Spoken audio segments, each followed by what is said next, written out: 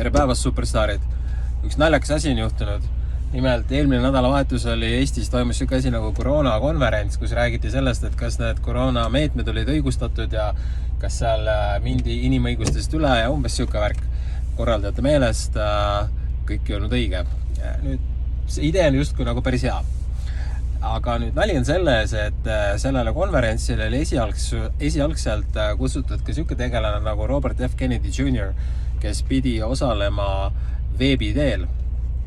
Ta küll ei osalenud selles, aga see Kennedy on paljude meeles siuke ebajumal või siuke, ta on väga heas nimekirjas, paljud armastavad teda ja nad arvavad, et ta võitleb nagu õiguse eest ja nii edasi. Nüüd hiljuti küsiti USAs Kennedy käest, et kuule, mis sa arvad sellest, et mis arkas Donald Trump peaks saama Nobeli preemia Ameerika vaktsiiniprogrammi eest? Ja vaata, USAs täpselt samamoodi nagu Eestis, nagu kõikjal maailmas, see koroonapropaganda oli täpselt ühesugune. Inimõigustest sõideti üle, terved inimesed kuulutati ohtlikeks, eks ju, kui sa lähed õue, sa tapad vanaema ära, see jutt on igal pool täpselt ühesugune, eks ju. Vaata, nüüd nali on selles, et nad Eestis nüüd siin natukene justkui nagu on pahased nende meetmete üle.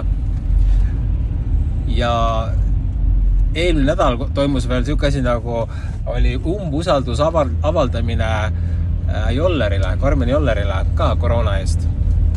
Ja seda umbusaldust ajasid EKRE tegelased enamjaolt. Seal oli Varro ja seal oli Kalle Grünthal ja paar tüüpi veel nagu. Ehk siis justkui Joller tegi midagi valesti.